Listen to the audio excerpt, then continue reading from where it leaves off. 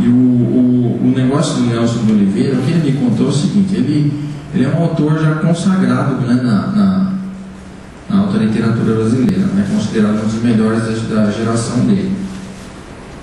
Mas ele está meio desencantado, digamos, com o estado da literatura brasileira, e ele resolveu se voltar para a primeira paixão dele, que é a ficção científica, né?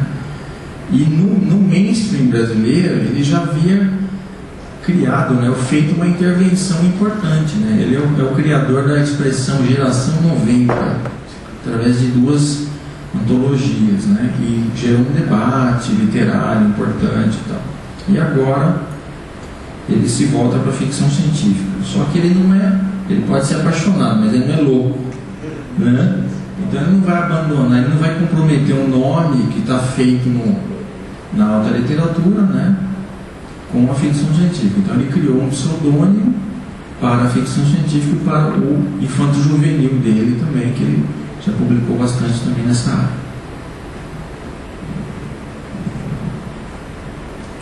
Bom, você gostaria de começar com os seus comentários?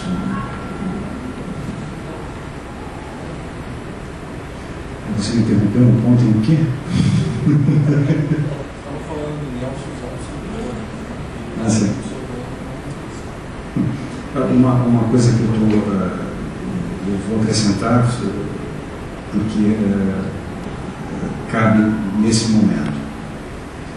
Existe um site, eu acho que ele é relativamente novo, ele foi criado pelo Casero Peçanha. Tinha um outro site e agora montaram esse. Eu não sei se vocês conhecem, Gengibre, www.gengibre.com.br. E ele trabalha com arquivos de voz, são arquivos de 6 minutos. E uma coisa interessante para fazer, para injetar um pouco mais de vigor no que seja ficcional, ou para duplicar esse efeito do ficcional, o Gengibre me pareceu interessante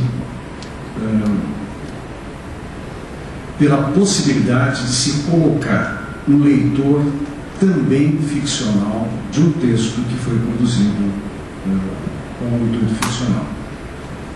Então é um recurso de prosódia, quer dizer, você inventa um sotaque, ou inclusive coloca lá que agradece a generosidade do fulano de tal, que está lendo com sotaque em inglês, e que na realidade sou eu mesmo lendo o conto. E algumas pessoas, inclusive psicanalistas importantes, às vezes caem nessa, né? Tem uma que não conhece bem a voz da gente. Então, basta pegar alguns marcadores, o R, retroflexo, fazer uma leitura com, quer dizer, você interpõe um leitor que é ficcional, que tem a biografia ficcional, para fazer a leitura de um conto que foi concebido dentro de uma estrutura ficcional. Eu lembro que discutimos sobre o processo de criação e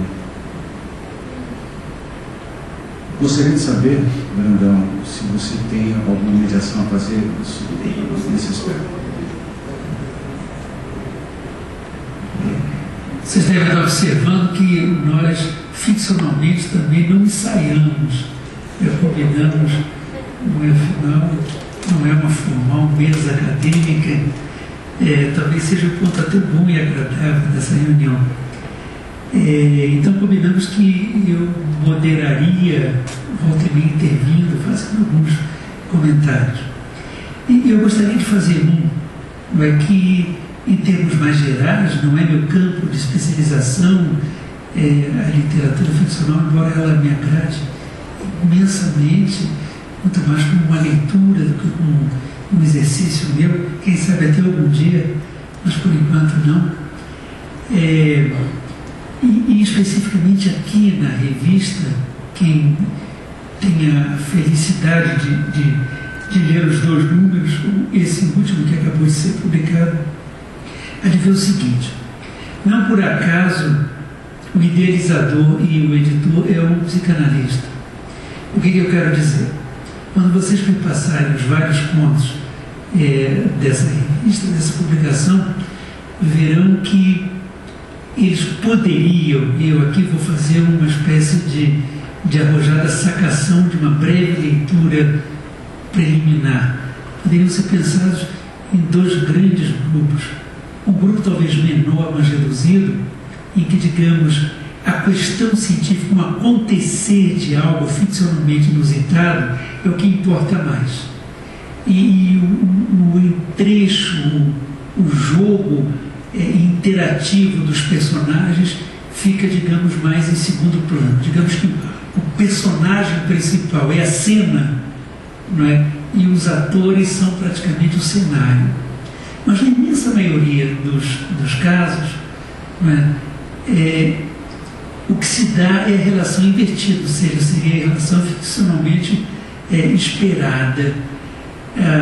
O cenário, o momento, se num passado, se num outro mundo, se numa outra dimensão, não é relevante, daí porque os trabalhos são todos eles de literatura embasada em ficção científica, mas os dramas humanos, a experiência humana, os nossos conflitos ancestrais e imemoriais, inclusive também lá no Senhor dos Anéis, nos vários filmes ficcionais, você mesmo citou alguns, eles aparecem na mesma medida, eles permanecem.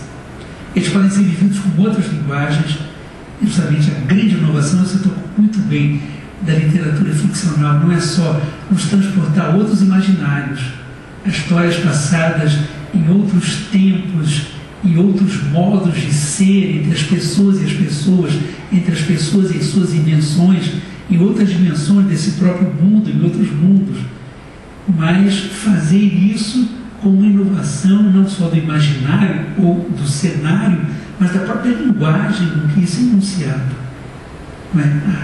A literatura ficcional, ela é uma literatura que justamente nos testa, nos faz pensar como nós poderíamos ser numa outra dimensão, num outro mundo, ou então vivendo uma experiência extremamente dramática, como em algumas narrativas, ou então extremamente utópica e felizada, como em outras, ou então começando bem e acabando mal, ou então começando mal e acabando bem, como também acontece em muitas das histórias. Mas como é que nós pensaríamos, como é que nós nos diríamos, e daí porque é uma literatura que nos obriga, a trabalhar vanguardisticamente com novas linguagens. A gente vê isso acontecer também no cinema, às vezes até de uma forma exageradamente espetacular. Mas eu queria chamar a atenção para isso.